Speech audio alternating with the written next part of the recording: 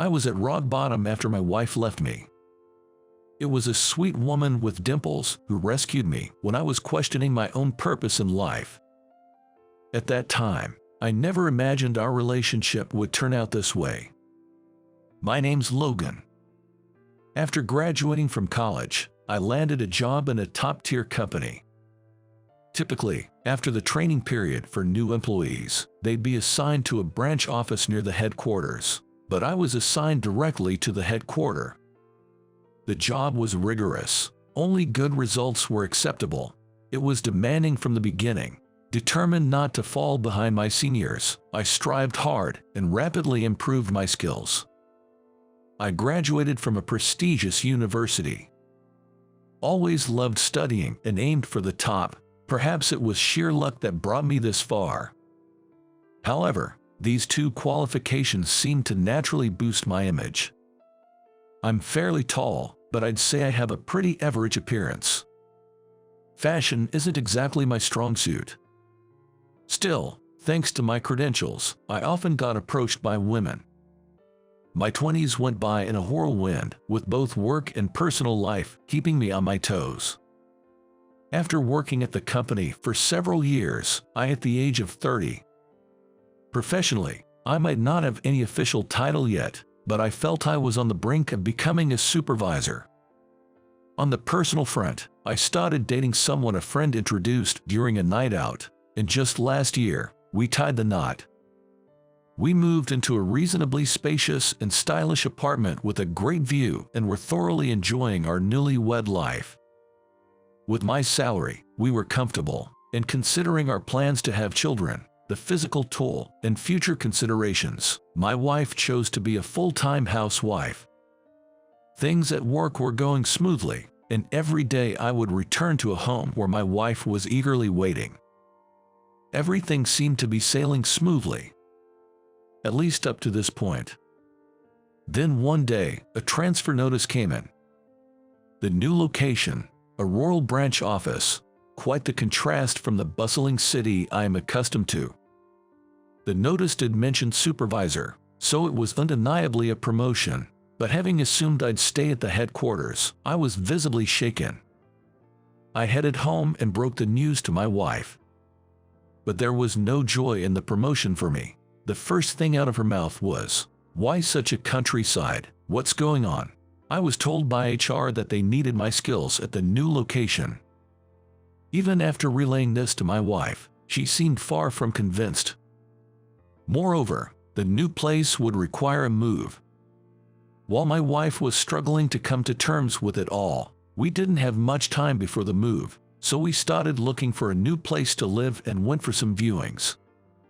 Throughout the day, as we visited multiple places, seeing the town, the buildings which looked like shabby apartments if we were in the city, her mood progressively soured. On a whim, we drove by the new branch office. The sight of its worn-out walls against the backdrop of a fading town wasn't encouraging. She was speechless, just entering this place.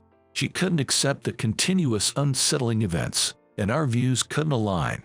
We ended the day with just the viewings. Once we got home, discussions turned into arguments. Sure, it's labeled as a promotion, but isn't this just a demotion in disguise? If you work there, you'll never get a promotion or a raise. We could be living below our means for the rest of our lives. So my wife complained in tears. Our discussions reached a deadlock, and before we knew it, moving day arrived. We decided to keep our electronic appliances in the city apartment for now.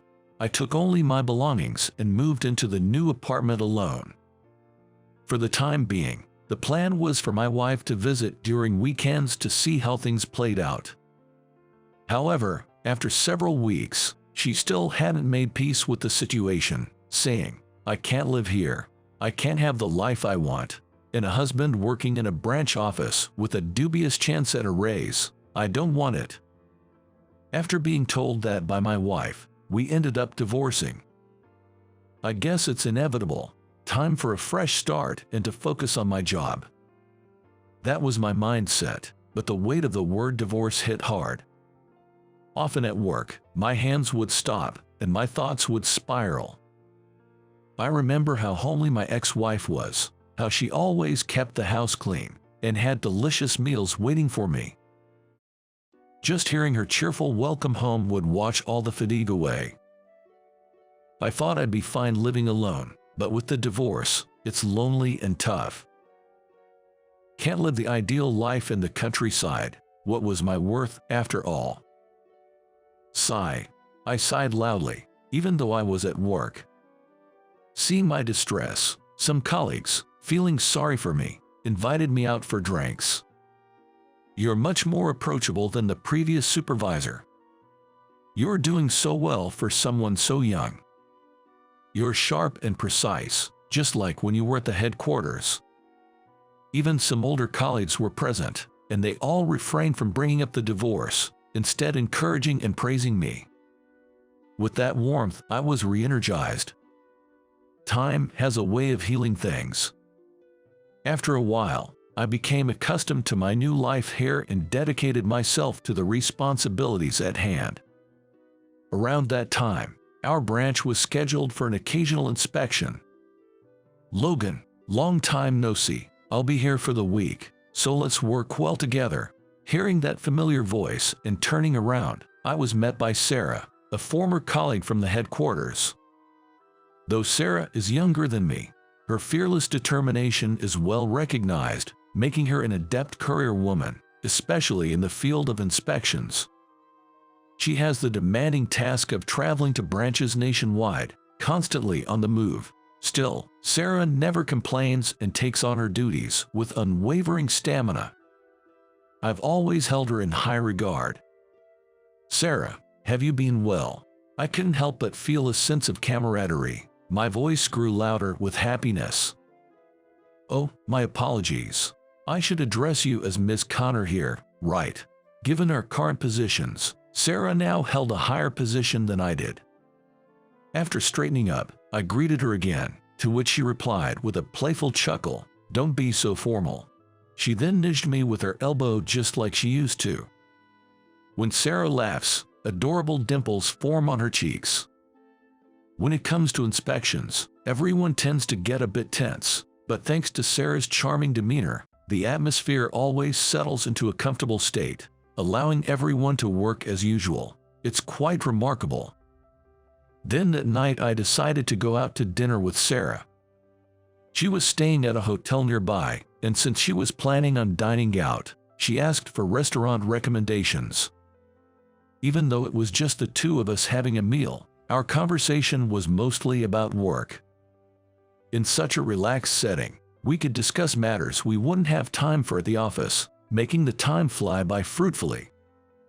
As our meal and conversation neared its end, I noticed Sarah glancing at her watch.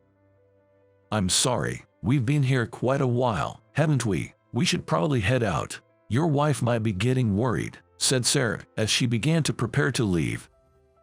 Seeing the look on my face, she tilted her head in confusion. "Well, the thing is," I then shared with her that I had gotten divorced. I went into the reasons as well, and as I spoke, Sarah listened attentively, nodding from time to time. She then casually remarked, "You know, with your capabilities, I'd expect you to be back at the main office soon." Surprised by her candid statement, I asked, "What do you mean?"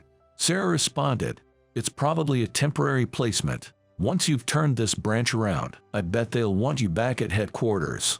Her tone made it sound like a given. I was curious about where she had gotten such information. Sarah chuckled and said, "Don't underestimate a woman's network." I was all ears, completely absorbed in the conversation. The distance from the city hustle, the divorce, and even though my duties might have been lighter than at the headquarters, perhaps my spirits had been down without me realizing. I had perhaps underestimated myself. Seeing this, Sarah laughed and said, "Do you even realize how talented you are? Your skills are well known at the headquarters, and of course, I'm aware too." She ended on her usual cheerful note, "You better keep up the good work," and gave me a pat on the shoulder. The pain thawed, but it rekindled my spirit completely. I'll return to the main office someday. With that resolve, I worked even harder. Time flew by, and before I knew it, I was 35. "Thank you, sir," one colleague said. "I'll miss you. I hope to be just like you someday." I received a large bouquet and shook hands with everyone in my department. I worked exceptionally hard as a supervisor, leading our team to great success. I also mentored my successor, who then moved up to a managerial position. In recognition of my accomplishments, I have now returned to work at the headquarters. Even though I was returning to the same department as before, I got a promotion. I'd be joining as a department head. The bustling city atmosphere felt familiar, while the air quality was so-so. I've always loved the vibrant energy of the city. I took a few days off to handle my move and settle down before officially starting at the main office. My colleagues at the headquarters, knowing it would be hard to coordinate once I got busy, decided to throw me a welcome back party during this break. They booked the city's finest upscale restaurant for the celebration, combining 2 private rooms just behind the counter seats. Seeing all those familiar faces and sharing the joy of working together again naturally brought smiles and lively conversations. Just as I thought the day would end on a high note, something unexpected happened. When I looked towards the counter to place an additional order, a customer walking in caught my eye. Looking closer, I realized it was my ex-wife. And she wasn't alone, she was with a man. Our eyes met, and she looked as startled as I felt, freezing in place. The man noticed and asked my ex-wife, "Who's that?" Snapping back to reality, she gave a wry smile and replied with a sigh, "Oh, that's my ex-husband." The man then said, "Oh, that guy," and looked at me with a wry smile. There wasn't much left to say. She seemed to feel the same, promptly turning her back to me, and both of them took seats at the counter.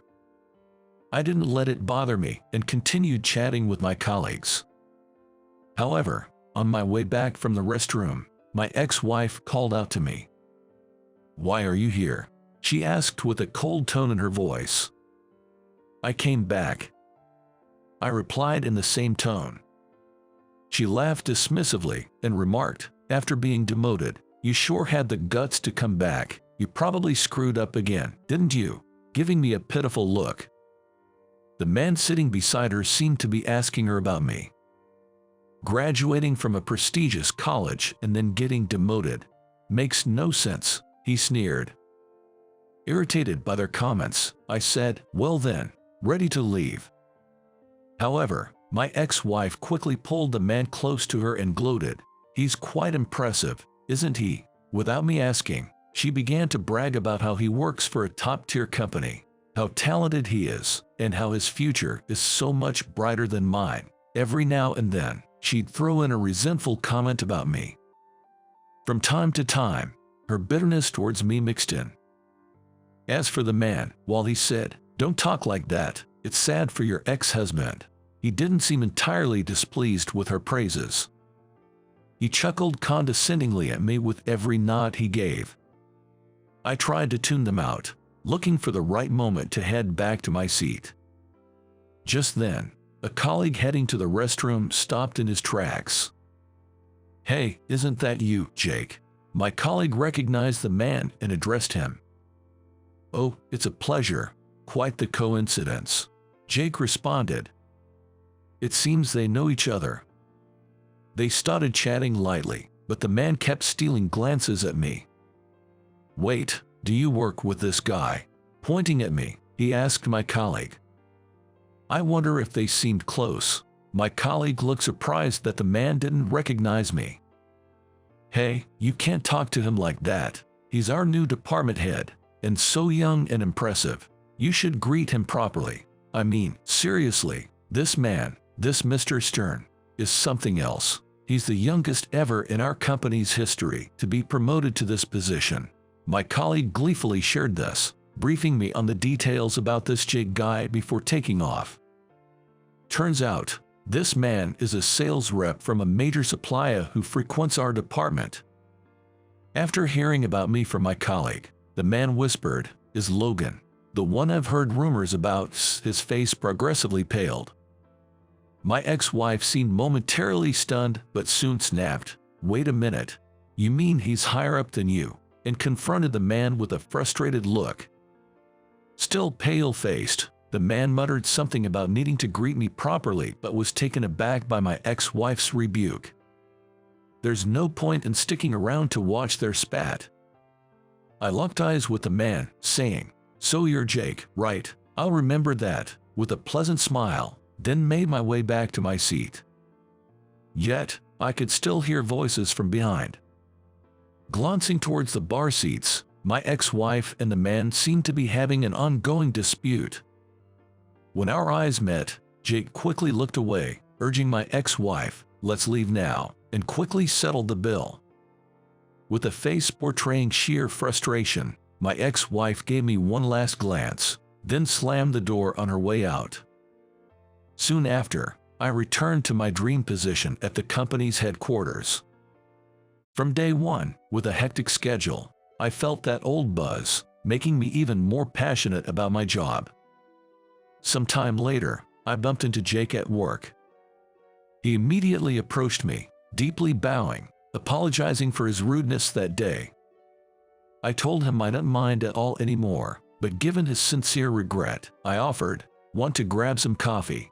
After a couple of sips, he let out a long sigh, finally appearing relaxed. We made small talk about work, but the conversation naturally shifted to my ex-wife. Apparently, they had a falling out. Whether it was her pride or something else, she ended up breaking things off with Jake. I couldn't help but be slightly baffled. Was she so set on snagging a well-educated, high-earning man? I feel sorry for my ex-wife, too, even though she is beautiful to look at, cheerful and friendly, and has many good qualities. Though Jake came off as a jerk that day, I've heard from others that he's genuinely talented. I cheered him on, telling him to keep his head high. After work, as I stepped out of the office, my phone rang. The screen read, "Sarah." Before I could finish saying hello on the phone, Sarah eagerly started talking. "Hey, it's me. I'm coming back this Sunday." Her voice was as bubbly as ever. Since that inspection, Sarah and I had kept in touch. At first, our conversations were mostly about work.